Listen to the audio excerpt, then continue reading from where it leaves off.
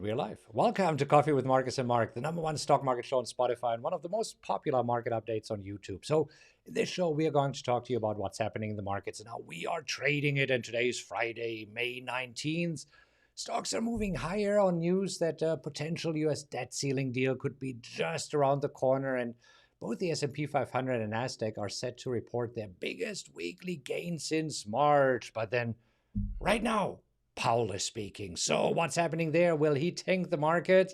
Before we take a look at this, if this is your first time here, I'm Markus Heitkoetter. This is my head coach, Markus, and we are real traders who trade live accounts. So therefore, we got a lot of trading experience, and we're showing you how we trade these crazy markets. So trust me, we know our stuff, and we're not afraid to tell you like it is. So if you're here looking for some honest insights into the fascinating world of trading, you are in the right place.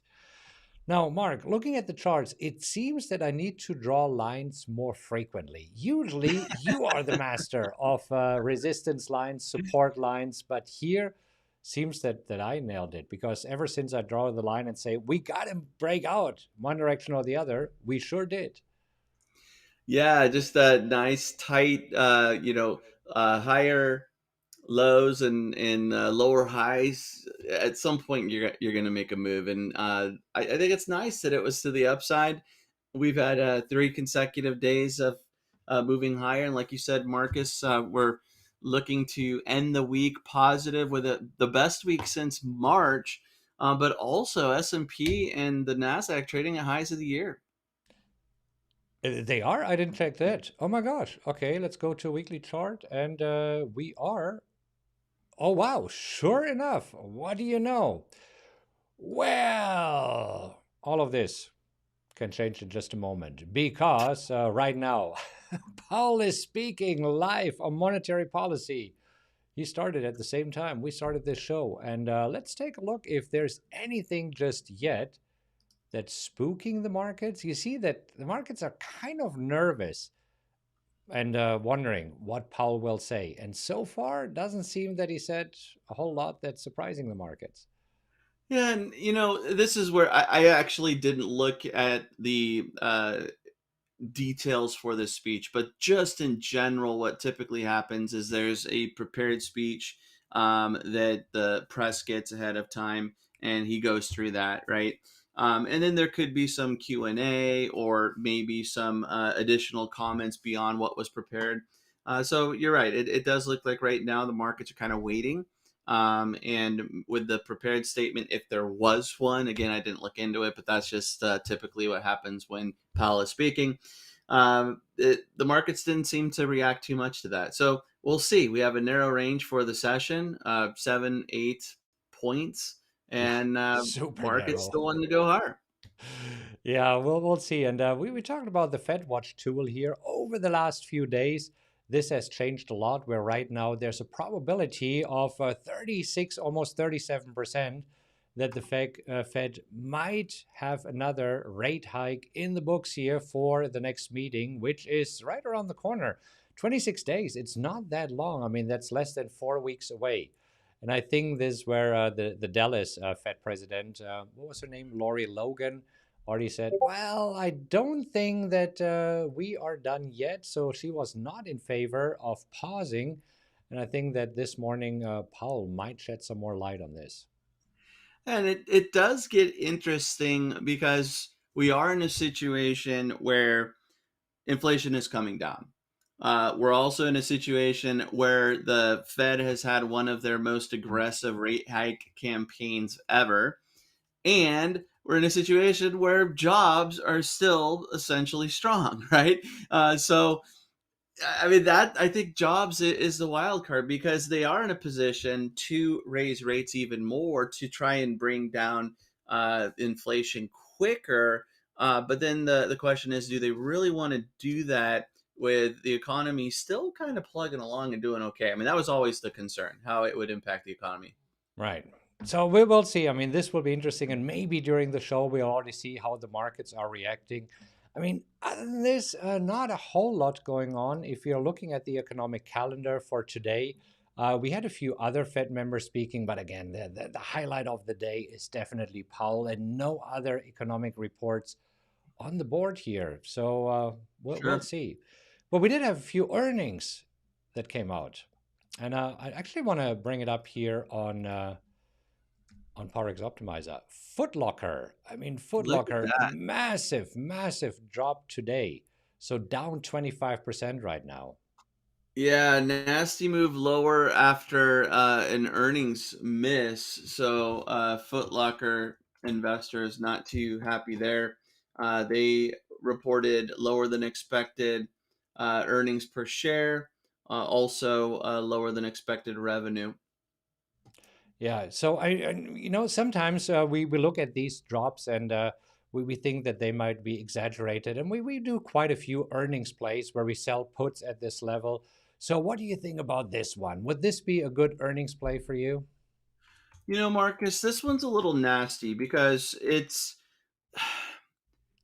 we do have some support around the 30 mark, but then also we see that in 2020 the lows were around 24.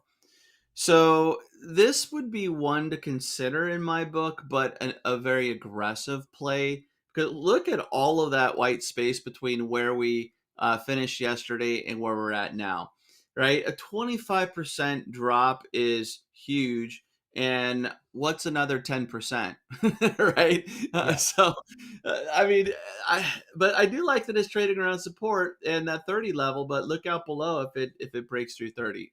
Yeah, and this where I want to show another example of an earnings play that we did earlier this week with our mastermind members, and this was Home Depot. So, also an earnings play, but different story. So this is where Home Depot ended. The next morning, they were down around 2 or 3%. So, and there was some white space, but looking at this chart, it seemed that there was some solid support at 270, and I was able to sell the 270 put. So I think completely different story. And even though this was a reaction, it's only 2 or 3%, not 25%. I mean, when a stock plummets 25%, there's a little bit more wrong than just missing earnings here. Yeah, I think that's a takeaway there. And with Home Depot, I think you said it was down maybe 3%, and you still had another 3% to a very strong support level, right? So that's kind of within expectations for an earnings miss, or in this case, it wasn't a miss; it was just guidance that traders were concerned about. Yeah. Wiping out 25% of a stock value, that's big. That's big. I mean, another one that who reported earnings this morning is Yeah. Deere, and super interesting because at first a gap higher, and I mean this was I think it was almost 10%, 8% or something like this, but right now pulling back, now even trading negative. What do you think about this for an earnings play? So in this situation, interesting to see that big reversal there. The challenge here is we see the lowest close is that purple line. So based on how we're looking for options, that's the lowest that we would want to get 30% annualized.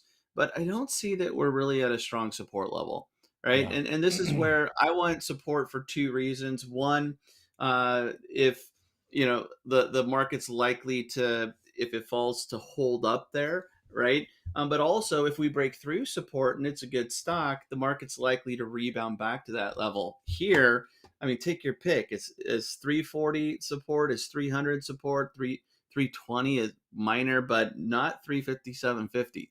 Yeah, and this where let's just jump over to GM right now. That is a stock that I traded earlier, and this is where right now we see very clearly that there is support around 31 to 32. I traded it a Yep. bit more aggressively with the 32, but this is where it's very easy to see support here on DE, not so much, right? I mean, all Yep. of this is short-term support. So that's why I'm definitely more comfortable trading GM based on what I see on the chart here, because we have been in this nice range between basically 31 and 41, maybe 31.50 and 41.50. So this has been really a great range. Agreed. Now, speaking of this, I sold the 32 put, and if we stay above 32, I will not get assigned today, and I just keep the whole premium. And right now we are trading at 32.91. We were up a little bit more this morning right now, flirting with the flat line here. But I'm not planning to close this one. I'll let it expire. And if we have a massive move to the downside, I'm okay getting assigned in GM and owning this in my portfolio, and then potentially on Monday selling calls against it. So I'm not planning to close this early. That works. All right. Now, talking about selling calls, AMD, super interesting, because yesterday you rolled your 103 calls that you sold against your existing position into next week. Because yesterday it was just up and away. Today, different story, down 2.5%. So, I mean, maybe if there's a little bit more downward pressure, do you think you might want to close these 103s with a profit? I mean, I'd always be open to closing calls for a profit, but in this case, it would really have to drop below 103, right? So my plan is to close at 90%, and that's unlikely unless we get closer to next week's expiration, or the stock pulls back and gets further away from 103. So at this point, my plan is to wait and see what's going on, and reevaluate it next week. I'm kind of on the fence on whether I want to just let it go, or potentially sell calls or roll for another week. Right. But yeah, a little bit of a reversal after that big move higher. I did check. I was just curious, and had I waited another week, Um, I could have got maybe another 7 cents, or not another week. I'm sorry, another day, Another right? day from And yesterday to today. I'm very comfortable with my decision to Yeah. be a little aggressive on that roll, because I just didn't want to see it get away and then lose the ability to sell, or next week. Pardon me, to sell next week's call by rolling. Yeah. No, absolutely. I agree. All right. Keeping looking at our position, CTRA, super interesting. So today, huge up move, up 1.5% after yesterday gaining 3.29%. So up almost 5% in 2 days. And I have a position at 26, where I got assigned at 26. That's my cost basis. My break even down here, 22.54. And right now, I'm trying to sell calls against it. And I mean, earlier I was looking at potentially seeing if I can get 40 cents here. That would give me 69% annualized, a premium of $2,160. That's what I'm looking for here right now. What do you think about this? Am I too greedy, or is that okay? Or would you go for 35? I I mean, I think that to get 40 is a little aggressive. The reason why is right now I see bids 25, offers 35, and it looks like the high is 30, right? So I would personally be leaning towards 35. Not that you can't get 40, but you're going to have to probably see CTRA trading above 26 to get 40. Yeah, that's 61% annualized. I'm looking for 30% annualized, so definitely that's possible. It just seemed that earlier, looking at CTRA, it pushed massively higher and is right now trading at highs of the day. So I want to see if we can make a little push higher and then maybe get the 35 cents here, bringing down my break even for this to, yeah, getting close to $22 here. So happy with Nice. how CTRA has been moving over the last 2 days. So that's working out, it seems. Yeah, not too shabby there. All right. You also have SU Suncor, and that's where Yes. you sold the 28 put. Is this something that you're planning to close early today because it expires today, or are you letting this one expire? So my plan, if possible, is to close a put at 90% max profit up until the last trading day, or the last day of expiration. So now that we are trading the day of expiration, my plan is to either let it expire worthless or to be assigned. And so right now, SU's at 28.53. It looks like we're really not going to see it drop below 28 by the end of the day. So most likely it will just expire worthless. Yeah, but why wouldn't you close it? Aren't you afraid of getting assigned and then it might drop even lower? I mean, that's a question that we always receive. If you close it right now, you won't get assigned. So isn't that a good thing? You know, I think that this is a concern that pops up for two reasons. One, if you sell a put and it starts to go in the money, you're seeing a loss on that trade, right? So for any other trade, when you see a loss, that would be a bad thing. But with our analysis, picking a stock and picking a strike price, we're only selling puts at a level that we actually want to own shares at. So if we were to just buy shares at that price rather than selling a put, we would be in the trade anyway. But the benefit to starting with selling a put is that we're getting paid up front no matter what happens. So I'm happy to get assigned. The other issue that typically pops up is there are some short selling premium strategies where the goal is not to get assigned, right? So what a trader might do is look at these low delta puts where the probability of getting assigned is super, super, super low. And the goal is never to get assigned, but to just let that premium dry up.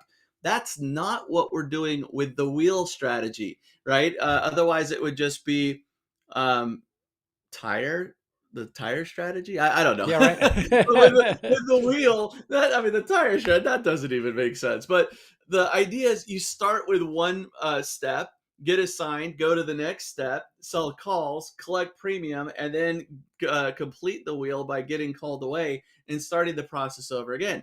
So if I'm afraid to get assigned, I'm not trading the wheel. And we see that the biggest profit typically occurs when we get assigned. We're selling at the money calls or even calls at higher prices, and then the stock's rallying and we're making some nice profits on the trade. Yeah. All right, we have one more stock to look at that we have in our portfolio. But before we do this, if you find this helpful, give us a like really quick, or also leave a comment and let us know what you think about the show. Really appreciate it. We read all of your comments and respond to most of the comments. So, all right, PNC, that's another one. And PNC, super interesting. So we did get assigned. For me, cost basis at 141.50. For you, I believe it's at 136, correct? Yes. So we have been trading in this range, broke out of the range yesterday, right back into the range. Right now, down 2% again. So it seems that today there's some weakness again in the regional banking sector. But this is where we got assigned and we are okay with it. And now we are waiting until we can sell calls against our existing position. That is the plan. And Marcus, it looks like the initial reaction to Powell is negative, giving up some gains. All right, so let's take a look at this here in the S&P 500. Really? Do we? See if it is more in the Nasdaq. Well, we were positive when we Yeah, but started the. Hey, I'll take. I mean, we were up like a quarter point, or not a quarter point, a quarter percent, and it's yeah, pulled back a little bit. I agree, it's minimal, but for the day, we filled the gap and went negative for a minute there. yeah. Let's see on the heat map what this looks like. So pretty much mixed right now. So Microsoft slightly down, Apple slightly up, Google slightly up, Amazon slightly down, Tesla up 2%, Nvidia slightly down. So, but it's a very mixed bag. It seems that so far stocks haven't found a direction yet, and this is what we see here in the S&P. Yeah, and admit it, this does look a little bit negative, but if we zoom out a little bit, that's not really a move. Not yet, Big but we're picture, keeping I an eye on agree. this and see what is happening here. And so make sure that you are subscribing to the channel. This way you get a notification when we are back on Monday to let you know what happened with our positions. Did we get assigned? Did the markets sharply turn around after Powell is speaking? And what's happening here? In the meantime, there's a few videos for you that you can watch. These videos explain a little bit better of what we are doing here, why we are doing what we are doing. So take a look at this and then have a great weekend. Happy trading, everybody.